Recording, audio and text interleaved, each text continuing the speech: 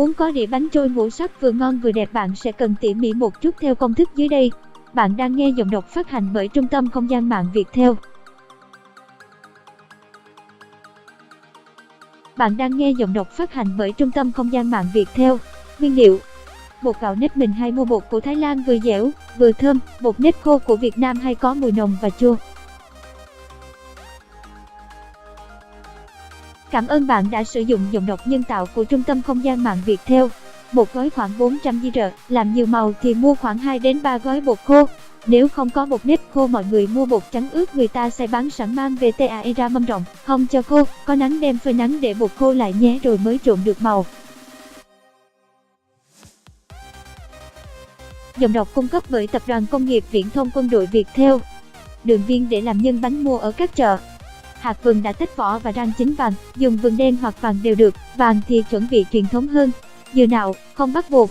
Cơm gấc, ruột gấc, 100g, thêm chút rượu trắng để gấc được đỏ hơn, trộn gấc với rượu trong 20 đến 30 phút gấc sẽ đỏ màu và thơm hơn. Hoa đậu biếc khô, hạt dành 1 thìa cà phê, nếu không có hạt dành thì ta thay bằng 50g bí đỏ. Tiếng nói từ Trung tâm Không gian mạng Viettel. 50g lá cẩm tím, tùy theo mùa, nếu không có lá cẩm tím thì ta dùng bắp cải tím nhưng có mùi hơi hăng. 8g bột matcha trà xanh, nếu không có bột trà xanh ta thay bằng 50g lá nếp hay lá dứa, nhưng màu của lá dứa sẽ không lên màu đậm như trà xanh. 4g bột cacao để làm màu nâu, 50g củ dền để tạo màu hồng. Bạn đang nghe tiếng nói nhân tạo của Trung tâm Không gian mạng Viettel. Dịch vụ tổng hợp tiếng nói được cung cấp bởi Trung tâm Không gian mạng Viettel. Ngoài các màu trên có thể làm màu đen từ bột tinh than tre, màu cam từ cà rốt, màu hồng từ thanh long ruột đỏ, bí đỏ, hoặc các màu bột củ quả bán sẵn để đỡ phải xay. Cách làm: tạo bột màu đỏ từ gấc. Ruột gấc sau khi trộn với rượu trắng khoảng 30 phút màu sẽ đỏ tươi hơn. Đi bao tay vào bóp nhẹ nhàng cho phần thịt nhuyễn ra, thêm vào vài thìa canh nước ấm, lọc gấc qua rây lượt lại phần hạt và thu được phần thịt gấc mịn nhất. Đổ 100g hoặc 200g bột khô ra bát to, từ từ đổ phần thịt gấc đã lọc kỹ qua rây, trộn đều đến khi thành khối dẻo mịn không dính tay là được, không đổ hết phần thịt gấc vào bột một lúc vì như thế không kiểm soát được độ nhão, khô mà cứ từ từ múc từng thìa canh một, làm nhiều thì cứ tăng lượng bột khô và gấc lên. Bản quyền thuộc về Trung tâm Không gian mạng Viettel.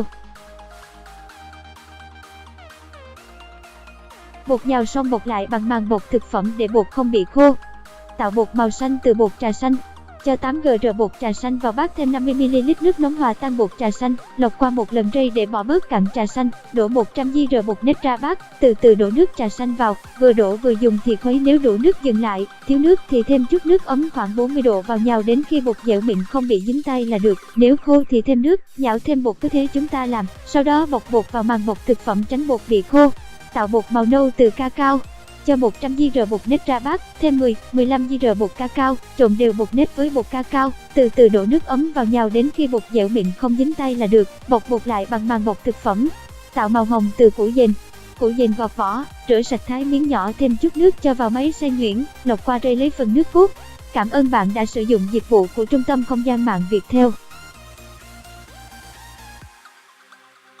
Dịch vụ tổng hợp tiếng nói cung cấp bởi Trung tâm Không gian mạng Viettel. Nếu muốn đậm thì để nguyên màu, còn muốn nhạt hơn thì hòa thêm nước cho màu nhạt bớt. Nước củ dền khi đun sôi và chưa đun cho hai màu khác nhau. Bản thân mình thích màu chưa đun hơn vì nó tươi hơn.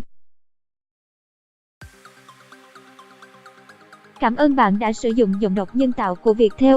Cho 100g bột nếp vào bát, đổ từ từ nước củ dền vào, nhào bột đến khi mịn dẻo rồi bọc lại bằng màng bọc thực phẩm. Cách làm và lượng bột giống như các màu khác. Giọng đọc cung cấp bởi Tập đoàn Công nghiệp Viễn thông Quân đội Viettel. Muốn màu hồng nhạt baby, pha loãng màu nước cốt củ dền với nước ấm thực loãng ra sẽ cho ra màu hồng nhạt baby. Giọng đọc thuộc bản quyền Trung tâm Không gian mạng Viettel. Tạo màu từ hạt dành cho ra bát, thêm chút nước nóng để một lúc cho hạt ra màu vàng như ý muốn, lọc qua rây bỏ phần hạt, rồi đổ vào phần bột, nhào đến khi dẻo mịn không dính tay, bọc màng bọc thực phẩm để tránh bột khô. Nếu không có hạt dành thì thay bằng bí đỏ. Các bạn xay sống bí đỏ, thêm chút nước để dễ xay, sau đó lọc qua rây thu được phần nước cốt bí đỏ sẽ cho ra màu vàng, nhưng với điều kiện là phải lọc hết phần bã bỏ đi và pha thêm nước ấm cho màu nhạt hơn. Tạo màu xanh biếc từ hoa đậu biếc. Cho 5 bông hoa đậu biếc kho vào bát, đổ chút nước sôi già ngâm vài phút, lấy phần nước cốt hoa đậu biếc, lọc qua rây đổ vào phần bột nhào như những màu khác.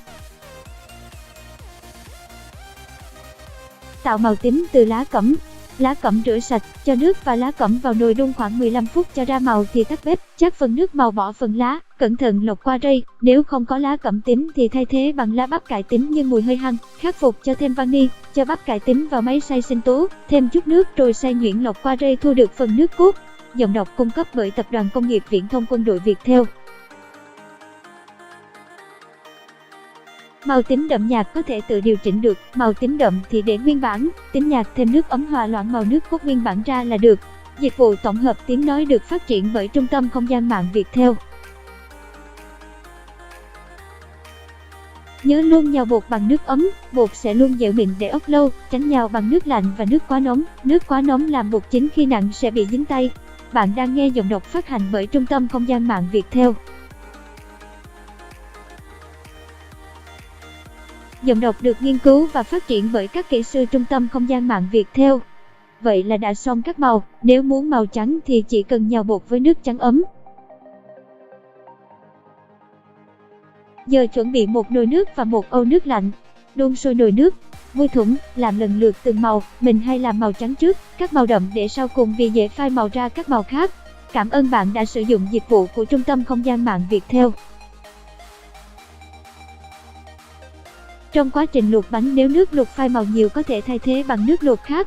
Cảm ơn bạn đã sử dụng giọng đọc nhân tạo của Trung tâm Không gian mạng Viettel. Bạn đang nghe giọng đọc phát hành bởi Trung tâm Không gian mạng Viettel. Cho lượng bột nhỏ ra tay, vê tròn rồi ấn dệt miếng bột, đặt viên đường vào, giữ nhẹ nhàng, gấp các mép bao viên đường lại rồi lại vê tròn, thả vào nồi nước đang sôi, lần lượt làm đến hết bột.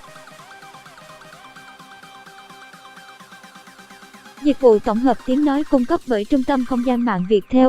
Sau khi bánh chín nổi lên trên thì dùng muôi thủng vớt ra âu nước lạnh bên cạnh. Mọi người lưu ý vì làm bột khô bánh lâu chín hơn bột tươi nên mọi người để thời gian luộc lâu hơn so với bột tươi nhé, rồi hãy vớt ra, vì nhiều khi bên ngoài bánh chín nhưng bên trong vẫn cứng. Cảm ơn bạn đã sử dụng giọng đọc nhân tạo của Viettel. Còn nếu dùng bột xay bán sẵn thì lúc luộc không được để lâu quá, bánh sẽ bị nát, thấy bánh nổi lên vớt ra ngay. Cảm ơn bạn đã tin tưởng sử dụng dịch vụ của Trung tâm Không gian mạng Viettel.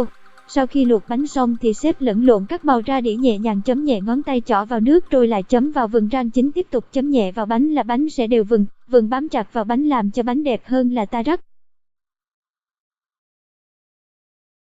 Nếu thích ăn thêm dừa nạo ta rắc lên trên. Tô Hưng Giang. Cảm ơn bạn đã tin tưởng sử dụng dịch vụ của Trung tâm Không gian mạng Viettel.